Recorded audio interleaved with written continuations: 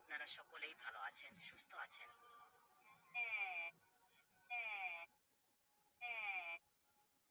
ফেরাউনের লাশ থেকে কেন এই অদ্ভুত আওয়াজ বের হলো?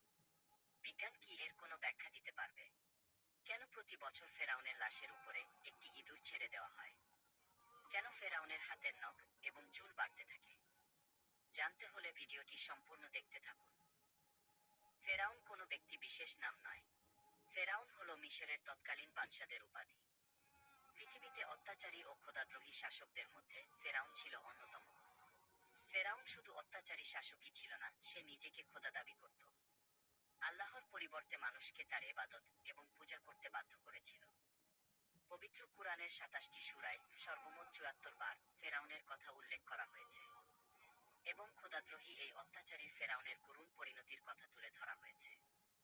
হযরত মূসা আলাইহিস সালামের কাছে ফেরাউন যখন যুক্তিতর্কে হেরে গেল, তখন সে ঘোষণা করল, আমি অবশ্যই তোমাদের হাত এবং পা অবশ্যই কর্তন করব এবং তোমাদের সবাইকে ফাঁসিতে চড়াবো। যখন ফেরাউনের মন্ত্রিসভায় এই সিদ্ধান্ত পাশ হয়ে যায়, তখন মহান আল্লাহ রব্বুল আলামিন হযরত মূসা আলাইহিস সালামকে জানিয়ে দিলেন, হে মূসা, তুমি আমার বান্দাদেরকে নিয়ে রাত্রি যোগে বের হয়ে যাও, নিশ্চয়ই তোমাদেরকে পশ্চাৎধাবন করা হবে। অতঃপর মূসা আলাইহিস সালাম যখন তার কওম বনী ইসরাইলকে নিয়ে রাত্রিবেলায় চলতে শুরু করলেন, যেতে যেতে তিনি লোহিত সাগরের পাড়ে চলে গেলেন। অনেকেই এটাকে নীল নদ বলে থাকেন। জেনে অবাক হবেন, ফেরাউন যেখানে ডুবে মৃত্যুবরণ করেছে সেটি নীল নদ নয়, বরং সেটি হলো সাগর। বাহারে আহমার, রেড সি বা লোহিত সাগরে ফেরাউনের মৃত্যু হয়েছে। কেননা আরবিতে নাহরুন শব্দের অর্থ হলো নদী, আর বাহরুন শব্দের অর্থ হলো সাগর। পবিত্র কুরআনেও বাহার শব্দটি ব্যবহার করা হয়েছে। হযরত মূসা আলাইহিস সালাম তার কওমকে নিয়ে যখন লোহিত সাগরের পাড়ে এসে দাঁড়ালেন, তখন তারা দেখতে পেলেন পেছন দিক থেকে ধেয়ে আসছে ফেরাউন বাহিনী। তার কওমের লোকেরা বলতে লাগলো, সামনে বিশাল উত্তাল সমুদ্র, পিছনে ফেরাউন বাহিনী, নিশ্চয়ই আমরা ধরা খেয়ে গেলাম। তখন মূসা আলাইহিস সালাম উত্তরে বলেন, কখনো না। নিশ্চয়ই আমাদের সাথে আমাদের মহান রব রয়েছেন, তিনি আমাকে পথ প্রদর্শন করবেন। অতঃপর আল্লাহ তাআলা বলেন, হে মূসা, তুমি তোমার লাঠি দ্বারা সমুদ্রে আঘাত করো। সমুদ্রে আঘাত করার সাথে সাথেই সমুদ্রের বুক চিরে একটি বিশাল প্রশস্ত রাস্তা তৈরি হয়ে গেল। সাগরের মাঝে রাস্তার দুই পাশে পানি দুই ভাগে বিভক্ত হয়ে সুউচ্চ পাহাড়ের মতো দাঁড়িয়ে রইল। আমরা অনেকেই জানি লোহিত সাগরের গভীরতা প্রায় ৪ থেকে ৯,০০০ ফিট। সুতরাং সমুদ্রের তলদেশের মাটি প্রকাশ পেয়ে দুই পাশের পানি প্রায় ৯,০০০ ফিট উঁচু হয়ে দাঁড়িয়েছিল। শুষ্ক সেই পথ দিয়ে মূসা আলাইহিস সালাম এবং তার কওম খুবই স্বাভাবিকভাবেই সমুদ্র পাড়ি দিয়ে ওপারে চলে গেল। ফেরাউন এবং তার দলবল এসে যখন দেখতে পেল লোহিত সাগরের মাঝ বরাবর একটি বিশাল রাস্তা হয়ে গিয়েছে, তখন ফেরাউনের উজির হামান বলতে লাগলো, আমরা ইতিপূর্বে লোহিত সাগরের পাড়ে এসে দেখেছি, কখনো রাস্তা ছিল না, কিন্তু এখন কিভাবে রাস্তা হলো? ফেরাউন তখন উত্তর দিল, এই রাস্তা নাকি সে নিজে নির্মাণ করেছে। আল্লাহ তাআলা পবিত্র কুরআনে বলেন, আমি বনী ইসরাইলকে সমুদ্র পার করে দিলাম। কিন্তু ফেরাউন ও তার দলবল বনী ইসরাইলের পিছু ধাওয়া করল। ফেরাউন তার দলবল নিয়ে যখন সমুদ্রের মাঝপথে এসে উপনীত হল, তখন আল্লাহ তাআলা সমুদ্রকে স্বাভাবিক হওয়ার ঘোষণা দিলেন, ফলে পানি তাদেরকে ডুবিয়ে দিল। তৎক্ষণাৎ ফেরাউন বলতে লাগলো, আমানতু, আমি ঈমান আনলাম, লা ইলাহা ইল্লাল্লাহ, আল্লাহ ছাড়া কোনো মাবুদ নেই। আমি সেই আল্লাহর প্রতি ঈমান আনলাম যে আল্লাহর প্রতি ঈমান এনেছে বনী ইসরাইল। আমি সেই আল্লাহর প্রতি ঈমান আনলাম যে আল্লাহর প্রতি ঈমান এনেছে পয়গম্বর মূসা এবং পয়গম্বর হারুন। এবং আমি মুসলমান হয়ে গেলাম।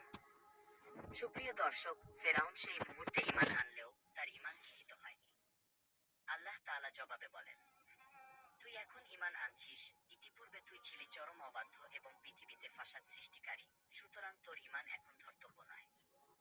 আল্লাহ তাআলা আরো বলেন, আজ আমি তোর দেহ রক্ষা করব, যেন তোর পরবর্তী লোকদের জন্য নিদর্শন হয়ে থাকে। নিশ্চয় অধিকাংশ মানুষ আমার মহাশক্তিশালী নিদর্শন থেকে গাফেল। ইমাম কাতাদাহ রহিমাহুল্লাহ বলেন, বনী ইসরাইলগণ সাগর পাড়ি দেবার পর মূসা আলাইহিস সালাম যখন বনী ইসরাইলদেরকে ফেরাউনের নিহত হওয়ার সংবাদ দেন, তখন তারা এই খবর অস্বীকার করতে লাগলো, কেননা ফেরাউনের ব্যাপারে তারা খুবই ভীত সন্ত্রস্ত ছিল এবং তারা বলতে লাগলো ফেরাউন হয়তো ধ্বংস হয়নি। মহান আল্লাহ তাদেরকে ফেরাউনের লাশ চোখে দেখানোর জন্য এবং এর থেকে অন্যান্যদের শিক্ষা লাভের উদ্দেশ্যে সাগরের ঢেউয়ের মাধ্যমে ফেরাউনের মৃতদেহটি তীরে এনে ফেলে রাখলেন। এবং তা সবাই প্রত্যক্ষ করল। এতে করে ফেরাউনের ধ্বংসের ব্যাপারে তাদের নিশ্চিত বিশ্বাস হলো এবং তার লাশ হবার জন্য নিদর্শন হয়ে গেল। পরিশেষে তার লাশের কি পরিণতি হয়েছিল এ ব্যাপারে কোরআন ও হাদিসে কোথাও কোনো তথ্য নেই।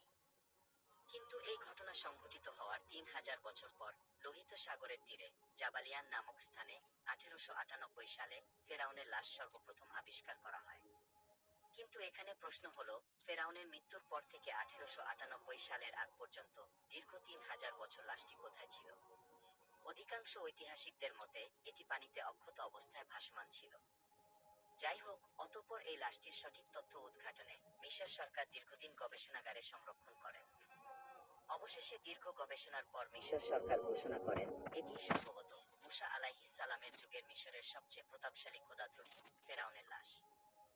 বিশ্বব্যাপী এই সংবাদ ছড়িয়ে পড়ায় ১৯৮১ সালে ফ্রান্স সরকার ফেরাউনের লাশ নিয়ে উচ্চতর গবেষণার জন্য মিশর থেকে ফেরাউনের লাশকে রাজকীয় সংবর্ধনা দিয়ে নিয়ে যায়। ফেরাউনের লাশ লাল গালিচা সংবর্ধনা দিয়ে বরণ করা হয়।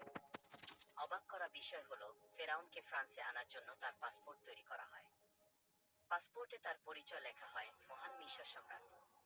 এটা করা হয়েছে কারণ ফ্রান্সের আইন অনুযায়ী জীবিত কিংবা মৃত কেউ ফ্রান্সে পাসপোর্ট ছাড়া ঢুকতে পারে না। তাই এই নিয়ম মেনেই তাকে ফ্রান্সের ল্যাবে হাজির করা হয়। সেখানে বিখ্যাত সকল সার্জন ও বিজ্ঞানীরা সারারাত গবেষণা করে আবিষ্কার করেন এই লাশটির মৃত্যু হয়েছে সাগরে। তার শরীরে লবণের কণা পাওয়া গিয়েছে। সাগরে ডুবে মরা ছাড়া এমন সামুদ্রিক লবণ কণা পাওয়া সম্ভব। এছাড়া তার কয়েকটি হাড্ডিতে চোটের চিহ্ন প্রমাণ করে বড় বড় ঢেউ রুখতে গিয়ে তার এই অবস্থা হয়েছে। ডক্টর মরিস বুকাইলিকে কেউ একজন বলেছেন, মুসলমানদের কোরআনেও এমন তথ্য রয়েছে যা মিশরের মানুষ সবাই জানে।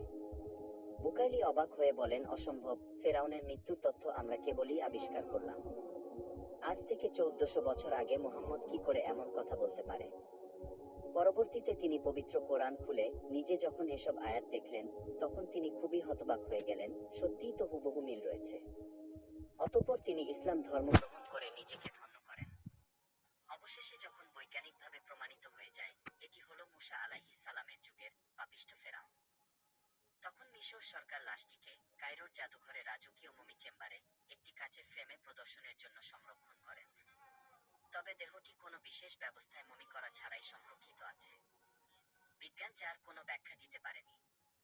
কিন্তু অবাক করা বিষয় হলো, ফেরাউনের লাশের কিছু অংশে অলৌকিকভাবে গোস্ত বৃদ্ধি পায়। আর প্রতি বছর মার্চ মাসের ১৫ তারিখ লাশের উপরে একটি ইঁদুর ছেড়ে দেওয়া হয় এবং ছেড়ে দেওয়া ইঁদুর সেই স্ফীত গোস্ত খেয়ে সাবার করে। আরও অবাক করা বিষয় হলো, অলৌকিকভাবে ফেরাউনের নখ এবং চুল